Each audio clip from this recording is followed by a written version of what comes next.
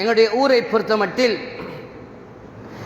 பொறுத்தமட்டில் அதிகமான மக்கள் தனவந்தர்கள், கடைகளில் வியாபாரம் செய்யக்கூடியவர்கள், போட்டுக்கு சொந்தக்காரர்கள், வாடிகளுக்கு சொந்தக்காரர்கள் எத்தனையோ பேர் இருக்கிறார்கள். ஆனால் எங்களோட ஊரில் பார்க்குறோம், ஒரு புதன்கிழமை ஆயினா அதிகமான மக்கள் ஹதியாவுக்காக வேண்டி வெளிப்பட்டு விடுகிறார்கள். அதிகமான மக்கள் பிச்சை எடுப்பதற்காக வேண்டி ஒவ்வொரு பள்ளிகளாக, ஒவ்வொரு வீதிகளாக எத்தனையோ பேர் திரிகிறார்கள். ஒரு கடையில் சுமாராக நான் கேட்டேன், நீங்கள் எவ்வளவு ஹதியா கொடுப்பீங்க? அவர் சொன்னார், ஹஜ்ரத், ஒரு நாளைக்கு குறைஞ்சது நாங்கள் 1000 ரூபா கொடுக்குறோம், 1000 ரூபா கொடுக்குறோம். நான் சொன்னேன் அவர்கிட்ட, நீங்கள் 1000 ரூபா கொடுக்காம ஒரு 500 ரூபா பணத்தை நீங்கள் ஒவ்வொரு நாளும் சேர்த்து வந்தால் 1,80,000 ரூபா ஒரு வருஷத்தில் வரும். இந்த பணத்தை எடுத்து ஒரு ஏழையை, ஒரு கஷ்டப்பட்டவரை, ஒரு பிச்சைக்கு போகக்கூடிய ஒரு மனிதரை நீங்கள் எழுப்பாட்டு ஏழுமா இயலாதா? எங்களுடைய சமூக பிரச்சனைகளில் இதுவும் மிக முக்கியமான ஒன்றாக இருக்கிறது. எங்களுடைய சமூக பிரச்சனைகளில் இதுவும் முக்கியமானதாக இருக்கிறது. நாங்கள் பிச்சைக்காரர்கள் உருவாகிற இல்லை, நாங்கள் தான் பிச்சைக்காரர்களை உருவாக்குகிறோம். அவர்களுக்கு பிச்சை கொடுப்பதனூடாக அவர்களை உருவாக்குகின்ற அந்த பொறுப்புக்கு நாங்கள் ஆகிறோம். நாளைக்கு இவருடைய புள்ள கல்யாணம் முடிக்க போனா, இது யாருடைய புள்ள, இது எங்க வளர்ந்த புள்ளன்னு கேட்டா, இந்த ரோட்டில் பிச்சை எடுத்த இந்த பொம்பளோட மகன் சொன்னா அந்த பிள்ளைக்கு எவ்வளோ கஷ்டமாக இருக்கு. எந்த பிள்ளைக்கு அப்படி சொன்னா எப்படி இருக்கும்? ஏன் இந்த புள்ளோட நிலைமைக்கு உண்டாக்கினா எப்படி இருக்கும்? நாங்கள் ஏன் தைரியமாக சொல்லலாம், நீங்க யாரும் ஹதியாவுக்கு வரவானாம், ஹதியா நாங்கள் தரமாட்டோம் என்று இந்த பிரதேச சபை ஊடாக, ஜம்மியத்துல் உலமா ஊடாக எத்தனையோ விஷயங்கள் பேசப்பட்டு செய்யக்கூடிய முறையில் அது நடைமுறைக்கு கொண்டு வர முடியாமல் இருக்கக்கூடிய மிக முக்கியமான ஒன்றுதான் இந்த ஹதியாவுக்கு வரக்கூடிய மக்களை இல்லாமல் ஆக்கிறது. வெறுமனே எங்களுடைய இந்த பொது சந்தைகள், எங்களுடைய சந்தைகளுடைய பஜாருடைய நிர்வாகிகள் எல்லாம் சேர்ந்து அவர்கள் ஒரு சட்டத்தை வைத்திருக்கிறார்கள். புதன்கிழமை மாத்திரம் நீங்க ஹதியாவுக்கு வரணும் என்று சொன்னா, அந்த நாட்கள்ல எத்தனையோ வியாபாரிகளுக்கு ஒழுங்கான முறையில வியாபாரங்களை பண்ணிக்கொள்ள இயலாது. நாங்க 2 பேர் வந்திருக்கிறோம், 3 பேர் வந்திருக்கிறோம், நாங்க 10 பேர் வந்திருக்கிறோம் என்று சொல்லி மாடத்தையே இழக்கிறார்கள். இந்த வாழைச்சேனை தொடக்கம், ஓட்டமாவடி வாழைச்சேனை தொடக்கம் நடந்து ஹதியாவுக்காக வேண்டி செல்ல வேண்டும் என்று சொன்னால், சின்ன வியாபார பொருட்கள் எடுத்துக்கொண்டு ஏன் நடந்து செல்ல முடியாது? கண்ணியமானவர்களே, ஏன் செல்ல இயலாது? நன்றாக ஞாபகத்தில் வைங்க.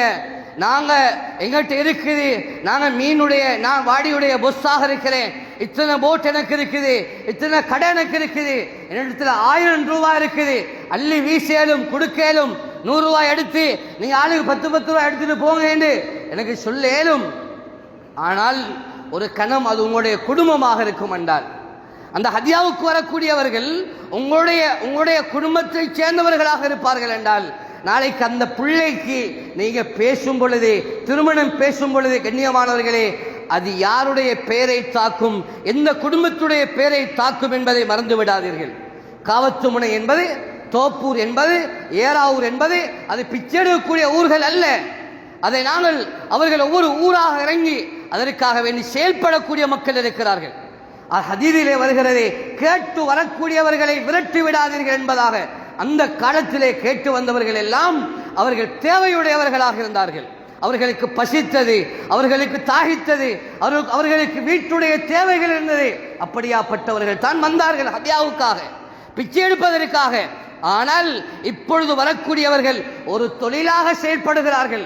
எத்தனையோ வயசாளிகள் வருகிறார்களே, இவர்கள் இந்த பணத்தை கொண்டு போய் என்ன செய்கிறார்கள்? மகன் தூளுக்கடிமையாக இருக்கிறார், இப்படியான போதை வஸ்துக்களுக்காக வேண்டி எங்களுடைய 10 ரூபாயுடைய பணம் செலவழிக்கப்படுகிறது. நாம் செலவழிக்கும் அந்த 1 ரூபாயாக இருந்தாலும் அல்லாஹ்விடத்திலே பதில் சொல்ல வேண்டியவர்கள் நாங்கள் தான். கண்ணியமானவர்களே, எங்களுடைய ஊர்களில் நாங்கள் இதை இல்லாமல் ஆக்கணும் என்றால், ஹதியா கேட்டு வரக்கூடியவங்களுக்கு குறைஞ்சபட்சம் 2 மாசம் ஏசிட்டு போவாங்க. உங்களுக்கு கடைகளில் வியாபாரம் செய்யக்கூடிய நீங்க யோசிங்க, உங்களுக்கு ஏசுவாங்க தான், பரவாயில்ல, ஏச்ச வாங்கிக்கோங்க, பதுவா பழிக்காத ஒரு காலமும். யார் ஒரு மனிதர் பதுவா செய்கிறாரு, அந்த பதுவா மேலே போகுது, மேலே போய்த்து பார்க்கும் இந்த பதுவா யாருக்கு தகுதி என்று. தகுதி உள்ளவர்கள் மீது அந்த பதுவா போய்த்து இறங்கும். இல்லை என்று சொன்னால் யார் பதுவா செஞ்சாரோ அவருக்கு அந்த பதுவா போகும் என்பதை ஸல்லல்லாஹு அலைஹி வஸல்லம் சொல்லியிருக்கிறார்கள். பயப்பட வேண்டாம். ஊர்களில் இல்லாமலாக்க வேண்டிய சமூக பிரச்சனைகளில் மிக முக்கியமான ஒன்றாக இந்த ஹதியா கொடுப்பது என்பதை மாறிக்கொண்டிருக்கின்றதை மறந்து விடாதீர்கள். எனவே கண்ணியமானவர்களே, அது ரொம்ப முக்கியமானதுதான். எங்களுடைய எத்தனையோ வயசாளிகள் உண்மையிலேயே சுகமில்லாதவர்கள் இருக்கிறார்கள். நாங்கள் சொல்லுவோம் பைத்தியகாரர்கள், அவர்கள் பஜார்களில் நிற்கிறார்கள். அவர்களுக்கு நீங்க பணத்தை கொடுக்க வேணாம், சாப்பாடுகளை வாங்கி கொடுங்க. 100 பேர்கிட்ட இருந்து ஒரு மனிதருக்கு சாப்பாடு சாப்பிட இயலாது. குறைந்தது ஒரு 3 பேர் 4 பேர் 5 பேருக்குள்ளாலதான் அவருக்கு சாப்பிட இயலும். சாப்பாடை கொடுக்க முயற்சி செய்யுங்க. எளியமானவர்களை ஹதியா கொடுக்காதீங்க. கை இல்லாம கால் இல்லாம வருகிறார்கள் என்று சொன்னாலும் கூட அவர்களுக்கும் தொழிலை ஊக்குவிக்க இயலும், தொழில் செய்யக்கூடிய மனிதர்களாக ஆக்க இயலும். நாளைக்கு இந்த சமூகத்தில் நீ ஒரு பிச்சைக்காரன் இல்ல, நீ ஹதியாக்கு போறவன் இல்ல என்பதை அந்த சமூகத்துக்கு அந்த மனிதனுக்கு விளங்க வைக்க இயலும். கண்ணியமானவர்களே, எனவேதான் ரொம்ப முக்கியமானது இது. அடுத்ததாக குழந்தை பிள்ளைகளை, சிறிய பிள்ளைகளை தூக்கி கொண்டு வந்து எங்களுக்கே இந்த வெயிலுடைய சூடு தாங்கிக் கொள்ள இயலாமைக்குது. எங்களுக்கு இந்த வெயிலுடைய சூடு தாங்கிக் கொள்ள இயலாமைக்குது. என்ற வாடச்சேன பஜார்ல ஒரு கடைக்காரர் இடத்துல பேசும்பொழுது சொன்னார், 3 நாளுடைய வருமானம், ஒரு பெண்ணுடைய 3 நாள் வருமானம் செல்ற காசை தால் காசாகிட்டு போய்த்திருக்கிறார். 30,000 ரூபாய் ஹதியா கொடுக்கப்பட்டிருக்குது. 30,000 ரூபாய் ஒரு ஆளுக்கு கொடுக்கப்பட்ட ஹதியா. கண்ணியமானவர்களே, நான் பேசுறது உங்களுக்கு எப்படி விளங்குதுன்னு தெரியா, ஆனா எங்கட சமூகத்தில் இது ஒரு நோயாக போய்த்து கொண்டிருக்கிறது. எங்கட சமூகம் இதை கண்டு கொண்டதில்லை. கேட்டு வாராங்க, எங்களுக்கு வெக்கத்தை தாங்கிக் கொள்ளேலா என்று நாங்கள் கொடுக்க பார்க்கிறோம், எங்களுக்கு வெக்கமா இருக்குது. கேட்க போக இல்லைன்னு சொல்றது என்று. கண்ணியமானவர்களே, இல்லைன்னு சொல்றது 2 மாசம் செஞ்சு பாருங்க, இல்லைன்னு சொல்றது 2 மாசம் செஞ்சு பாருங்க. எங்கட மக்களை கண்டுதான் மாற்று மதத்துடைய மக்களும் இப்ப ஹதியாவுக்கு இறங்கி இருக்கிறார். எத்தனை பேர் பிள்ளைகளை தூக்கி கொண்டு வராங்க? இந்த பிள்ளையோட எதிர்காலம் என்ன? எத்தனை பேர் அதுக்காக வேண்டி முயற்சியை செய்கிறோம்? கண்ணியமானவர்களே, கிடையாது. ஆனா எங்கட ஊர்களில் நான் நினைக்கிறேன் 2 பேர் 3 பேர் சேர்ந்து ஒரு ஆளை எழுப்பாட்டேலும் ஒரு வருஷத்துக்கு எங்களுக்கு ஒரு ஆளை எழுப்பாட்டேலும், நீ ஹதியாவுக்கு போகாத, நீ பிச்சை எடுக்க போகாத, உனக்கு நான் தொழிலை செஞ்சுதாரேன். சும்மா கஜி வியாபாரம் பண்ணுங்க, மிக்சர் வியாபாரம் பண்ணுங்க, ஏதாவது பிளாஸ்டிக் வியாபாரம் எங்கேயாவது கொண்டு போய் வியாபாரம் பண்ணுங்க. ஒரு 1000 பேர் வரப்போறல்ல, 100 பேர் வரப்போறல்ல. கண்ணியமானவர்களே, எங்கட ஊரை சேர்ந்த குறைந்த மக்கள் தான் இருக்கிறார்கள். ஏனையவர்கள் எல்லாம் வெளியூரை சேர்ந்தவர்கள்.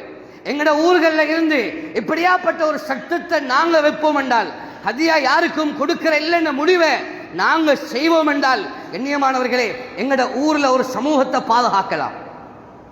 இளம் சமூகம் பிச்சை எடுக்காதவர்களாக, இளம் சமூகம் அவர்கள் வாணி வழங்கக்கூடியவர்களாக, எனக்கும் சின்ன மிக்சர் வியாபாரம் பண்றேன், எனக்கும் சதக்கா கொடுக்கலும், எனக்கும் ஹதியா கொடுக்கலும் என்று அவர்கள் வரையலும்.